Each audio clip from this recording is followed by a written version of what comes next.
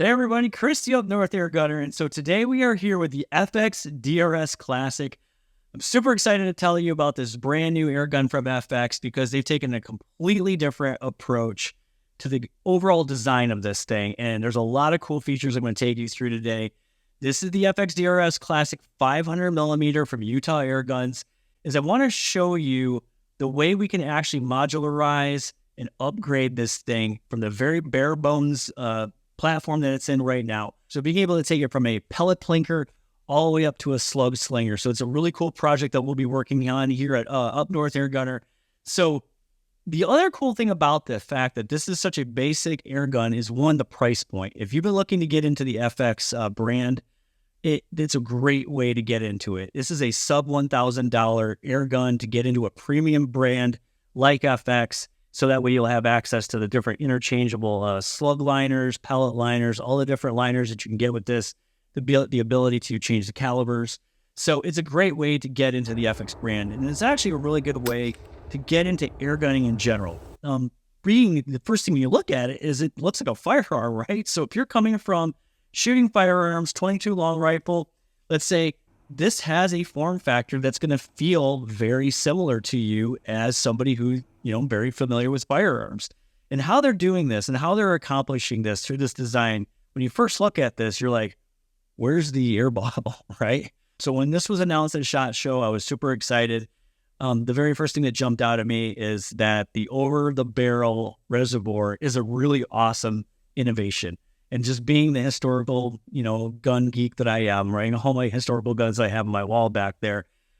Like, where did that idea originate, right? So whenever we see a lot of these ideas that are coming into the airgun sector, a lot of what you're seeing in 2024 is just, companies they have these ideas and they're perfecting them. Maybe they're ideas that had been used before. And the very first over-the-barrel reservoir that I was able to find dates all the way back to the 18th century from an inventor named Edward Bate. So this is not something new. This idea has been around for quite some time. But what FX did, though, so now that we know that the air is over the barrel in this reservoir here, and we have the plenum, which is actually a regulated pressure, which is you're actually shooting off of the air that's in the plenum. So the plenum is right here where the magazine typically would go, which is pretty cool idea. But the magic that's happening is to keep this so efficient so that way you don't need a lot of air capacity to actually have a very usable platform. And they did this with some super high efficient valving. So what's really cool about this platform is there's actually two different valve sizes that either comes with it or you can buy the additional valve kit that actually can go into that. So this has a modular valving system in this. So the 500mm version of the 22 cal actually comes with this smaller valve in it. So this is a 6.5mm valve. But if you get the 25 cal or the DRS Pro, that's going to come with the 8mm modular valve on the inside already. But I can take that valve and actually could put it in this gun if I wanted to. So I can take this from a very tame pellet plinker, and I could actually modify this thing all the way up to a slug slinger. And we're going to be going over that. But today, I want to take you through all the things that I have learned over the past week in just using this gun every single day. I took it apart. I took it to the range. I learned how to tune it, which is completely different than tuning any other airgun that I own. And I just want to take you through some of those processes today. So without further ado, let's actually start talking about the fact that you see no way to tune the gun on the outside. So let's talk about that real quick. So let's talk about the stock a little bit. When the FX DRS Classic was announced and they actually were showing the Minelli wood stock, which that thing looks absolutely awesome. But what caught my eye was the synthetic stock. The fact that they'd integrated something called a Schnabel. So being the German that I am, I have a lot of family heirloom firearms over here that actually use this Schnabel end. And that's what this thing's called, this little feature right here. And what that is, it's actually a purpose feature. It looks cool. It gives it that kind of classic look. But it gives you a kind of a reference point of when you are putting your hand on the forend of the stock of where your hand should lay. And it's just a really cool feature that they put there. And I have so many vintage and antique firearms that use that. And so this one here is actually what I want to show you real quick that uses the Schnabel. And this one's super fancy, actually. This right here is a Gewehr Fabrik from Danzig Arsenal from 1919. And what this is actually after World War I, when Germany was no longer legally allowed to make any kind of firearms for military, the Danzig Arsenal actually continued to make firearms just for 2 more years after World War I. And this is actually one of only a few thousand that they created. And they actually moved from military firearms to hunting firearms. And actually, look, it has that really cool Schnabel in right there. And anyway, wanted to show that, kind of show you that, FX is adopting this really cool kind of heritage classic feature right there. Another cool piece of history about this firearm is that this is actually the gun that was used in All Quiet on the Western Front, the original movie version. I think it was from like the 1920s or 1930s.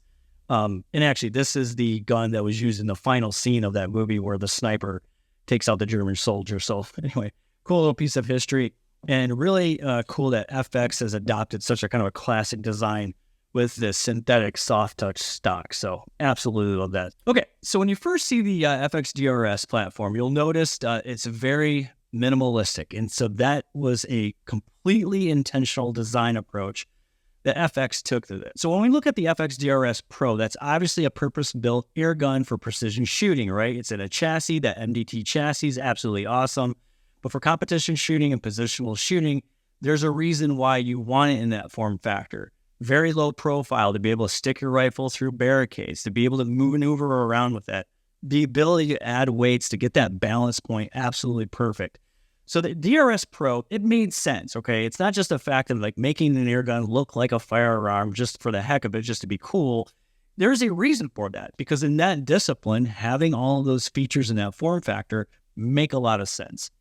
But from a hunting platform perspective, getting people that are coming from the firearm sector, coming over to air guns. I mean, I've heard a lot of times, unfortunately, a lot of firearm shooters come into air guns and they feel like it's just a big plumbing experiment with all these bottles and they just look weird, right? So with the DRS, it is purposefully minimalistic, but then also there's that Swedish design of just not having a lot of stuff going on here. And that was the reason why they did a lot of these things. So you'll notice there's actually just one gauge right here. That is just your fill gauge for your over the barrel reservoir there. You have a place for a fill probe here. So again, there's nothing sticking out like a Foster fill. So fill probe, I just have that on my fill whip. And let's see here on the bottom, we've got the magazine plenum here. And this is a 12cc plenum. So there is a 60cc plenum that you can put onto this. And it's all modular. So you can put all these mods to put on this to, add all the things that, you may want later on. So for instance, if you've got dovetail rings,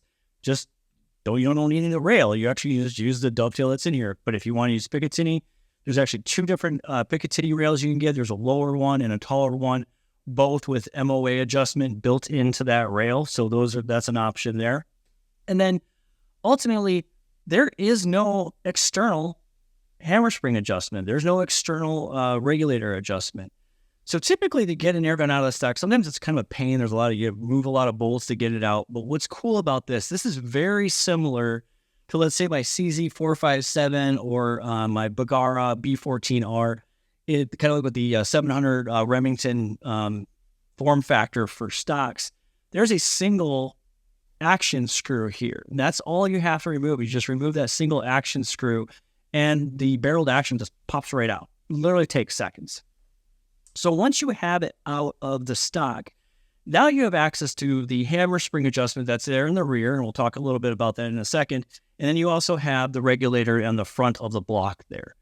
So the way I typically tune guns, I typically like to find out what projectile a gun likes just right out of the box without monkeying with it too much. And I really highly suggest, if you're just getting into air guns, just take it as Utah Airguns or whoever your FX dealer is that when they send it to you. So when they send it to you, especially Utah Airguns, they're going to set that gun up. It's going to be a shooter right outside of the box. So don't monkey with that stuff too much right away. What I suggest you go out and do is actually buy a sampling of a lot of different projectiles and just find out what the gun likes. And you'll know right away. And that's exactly what I did in this testing. I tried over a half a dozen different projectiles, and some of them I could tell that maybe with a little bit of tuning, I could get it there. Some of it absolutely loved, like without touching it at all. And there were some projectiles it absolutely hated. And a lot of that had to do with the fact that it's got the 500 millimeter barrel. And this is really meant to be a pellet barrel, right? I have seen I can get hybrids to, with some tuning, I can get FX hybrids to shoot out of these 500 millimeter barrels. But typically with this 500 millimeter barrel kit, you really want to use this as a pellet gun. Now, what I like to do when I first get an air gun, one, I'd like to get the gun set to sort of a known range of velocity for projectiles that I'm pushing. So typically with slugs, I can really just push them really as up to, 1,050 feet per second. And I'll find a harmonic tune somewhere with that. Now with pellets, I really like staying between 840 to about 880 feet per second. I do have some like an FX Impact M3 up there in 25 cal, then it loves being at like 925.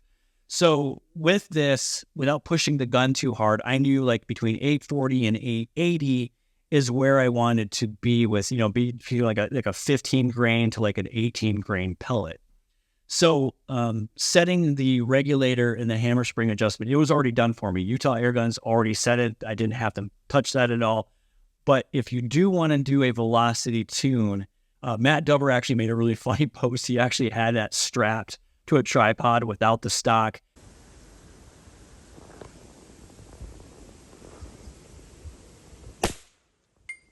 And that's exactly what he's doing. He's getting a velocity tune without it sitting in the stock.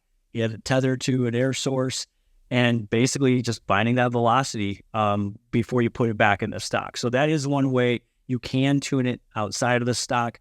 I would highly suggest getting like a bog death grip hog saddle, to basically get that in there very secure. But like Matt, yeah, that thing strapped down with a shooting bag. So that's one way to do it. So once you get your velocity tune, really what you're looking for is you want to get that extreme spread, which is the difference of velocity from shot to shot over a shot string. So you want to shoot at least 10 shots or full magazine, which is 14 shots with this mini mag. And what you're looking for is you're trying to get that velocity spread at least below 10. Ideally, you'd like to get it in 7 and below. With some of my tunes, I can get even closer to like 5 feet per second and below over like a 10 shot spread. So the tighter you can get that velocity spread, that like that's going to basically, every shot is as similar as possible to the previous shot, just from a velocity perspective.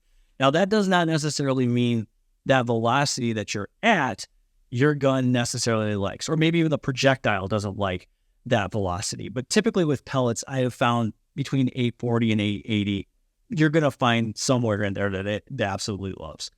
So the next step to that is harmonic tuning, okay? Now, the challenge, though, is that if you're taking this barrel to action out of the stock, I wouldn't get too down the rabbit hole on harmonic tuning, because the second you put this thing back in the stock, you've changed the harmonic signature of the entire platform by putting it back into something else. So out of the stock, I would just use that for velocity tuning. And then when you put it back in the stock, I'm going to show you a quick trick that I've learned with like my Precision 22 long rifles, is using, there's actually a couple different ways that you can harmonically tune this air gun without having to touch anything with the hammer spring tension or the regulator. So the first way, coming from the 22 long rifle world with my CZ457, is adjusting the torque specifications on that action screw right there. So that is the single attachment point of this action to the stock. So the tension or the torque that's on that action screw right there it's super critical. One, that you got it at a known torque specification, and then also being able to test different torque specifications to see if it tightens up those groups. So I've actually done that with my 22 long rifle, where I'll start at about 10 inch-pounds and I work my way up about to like 35 inch-pounds. So we can do that same tuning technique with the FX DRS, since it kind of has like a Remington 700-like kind of platform.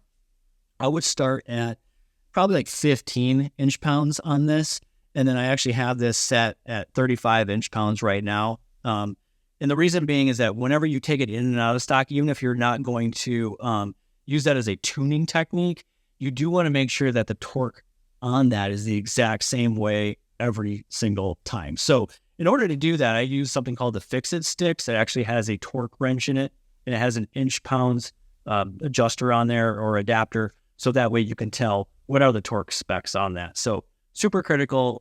If you're going to get into precision shooting, it's stuff like that that kind of makes or breaks things, right? Really understanding the torque specs on any of your air guns. I mean, there have been times where all of a sudden something goes crazy with my air gun. I don't know what's going on. Either like the suppressor came loose or something's loose on the gun. Getting torque specs correct across your entire air gun, making sure you have tools that actually can get it to that point. Those Fix-It sticks are great for that. So anyway, that is one tuning technique I've seen actually in the 22 long rifle world that we can adopt here. But the biggest way that to harmonically tune the DRS is actually using the Dani FL Yokozuna suppressor. So what this is a modular suppressor. So every one of these baffle stacks you can add or remove. And what that's doing, that also is changing the harmonic signature of your barrel as it's adding or removing weight, and it's actually adding or removing length. So those two factors, really this idea of like single variable tuning. Now that we've got the velocity set and we know that that's not going to change, we want to get that velocity tune, as close to the same shot to shot to shot. Now we can start messing with the harmonic signature of the barrel, and doing it with the suppressor is a really great way of doing that. So that right there is how I originally set this gun up when I first got it from Utah Airguns. Now I wanted to go out to the range, and the very first question that I had in my mind was, how many shots is this thing going to get with such a small over-the-barrel reservoir? So this has got a 200cc reservoir with the 500 millimeter barrel kit.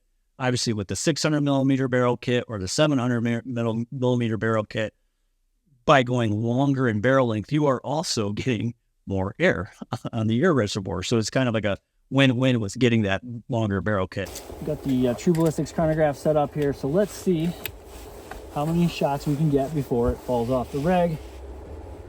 It's aimed at the target. All right, here we go.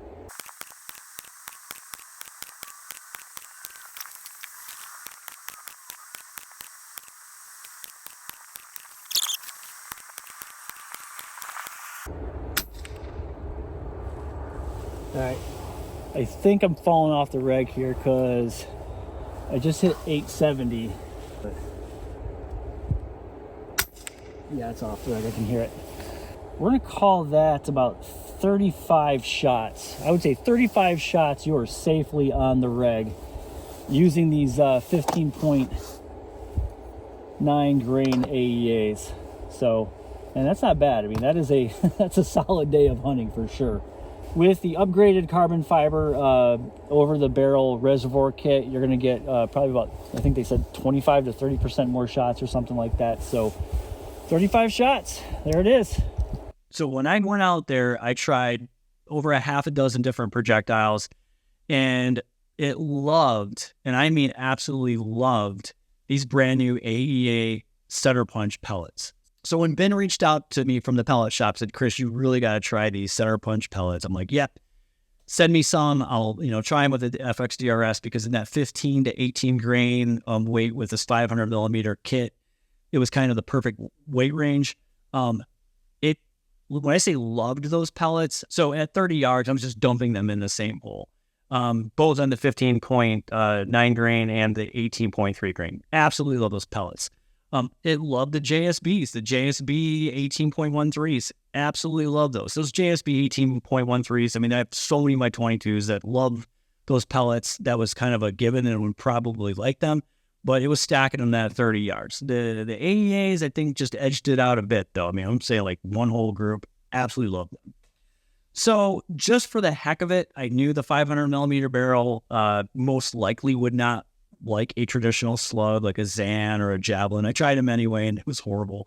I kind of knew it was going to do that. But just to show you guys here, I think sometimes when people get these air guns, they don't understand that, like, what's going on in the barrel when they make these barrels. It's not the length.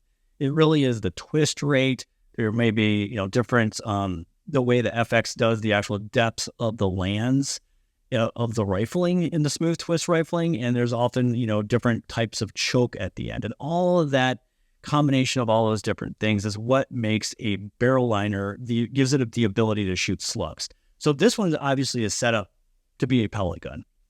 So it absolutely loved those AEAs and the JSBs.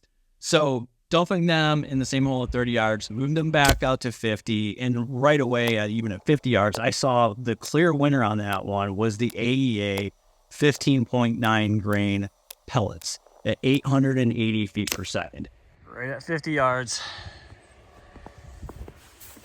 And guys, that is just absolutely stacking them. One right on top of the other at 50. Other than that one, it dropped every single pellet in that magazine into that one jagged hole. Maybe one right there just kind of leaked out. But that is pretty flipping good for 14 shots. It's, man, it absolutely loves those AEAs. So yeah, just holding tiny groups at 50 yards. So I knew without tuning this thing, that was the projectile that this gun likes. Now, when I looked at all of the shot groups I had, now there were a couple in there, like the FX Atomics, which is more like a hunting pellet. They're made to expand. In the FX Hybrids, I would say that they were in the realm of tunable. Okay, pretty big group, but it wasn't all over the place. It wasn't like scattering all over like the slugs.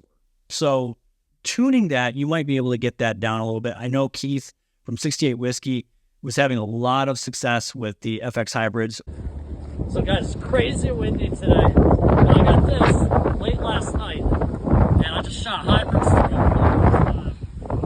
I threw away my target. I shot purple on the back of the axe that I was trying to use to hold down the target. And FX is really nice. It actually sent us a target. I was gonna show you that. Oh well, just saw it on the axe. Hybrid shoot out of this DRS. Whoa! Obviously, when you get with those hybrids, the reason really you want those is that the wind deflection and the wind drift is just so much less than a pellet. So, and also, the FX Halos are coming out here pretty soon, and I'm hoping that these barrels can shoot those Halos because those things look pretty awesome. Hope to be testing those here pretty soon. So we got that all set up. Again, this was just a first range day. It loves those AEAs. But for a hunting platform, I got to thinking like, okay, what types of game animals would I want to go hunting with this? Obviously, we've got rabbits, we've got squirrels. Those are the obvious ones. This is a great lightweight hunter. I could carry this thing in the woods all day long. It's so lightweight. I've got it topped with the Element Helix HDLR. If you need to just get a single optic for hunting, if you are actually swapping your optic from gun to gun, for me, I shoot a lot of big bore air guns. I do, smaller caliber, and I actually do stuff with my crossbow and my firearms. The Helix HD or HDLR, it's become kind of my go-to hunting optic because it can actually go all the way down to 2x magnification all the way up to 16x. And for the kind of hunting that I do here in the Midwest, I don't need anything more than 16x magnification. And quite honestly, having that lower 2x magnification, ideally a lot of times, even like when I'm deer hunting with this on my big bore air guns, I've got it all the way down at 2. Being able to parallax down so low of a closer distance actually is another great feature of this scope for like small game hunting. So it's kind of the perfect hunting scope for small game, big game. This right here is it. And the HDLR is great because it actually has a really awesome reticle. The HD has more of like a bullet drop condensation reticle. I love that one. Both have lit reticles, which is super important here in Michigan when we are hunting in the morning, right before dusk. You really, the thick cover, sometimes you lose that black reticle, and being able to turn on that lighted reticle helps a ton. But I was thinking like, okay, turkey season's coming up. Is this actually a turkey hunting gun? So I got into the Airgun Sporting Association, and sure enough, there are actually more and more states are now allowing 22 PCP airguns to be used for turkey hunting. So we've got like West Virginia, California. There's others that I could actually take this turkey hunting. So I wanted to see, you know, at 50 yards and closer, which is typically the turkey hunting range that I'm at, could I hold a ethical enough, small enough shot group at 50 yards to call this turkey ready? So let's do a full magazine dump into this turkey target and see if we can take out that bird brain.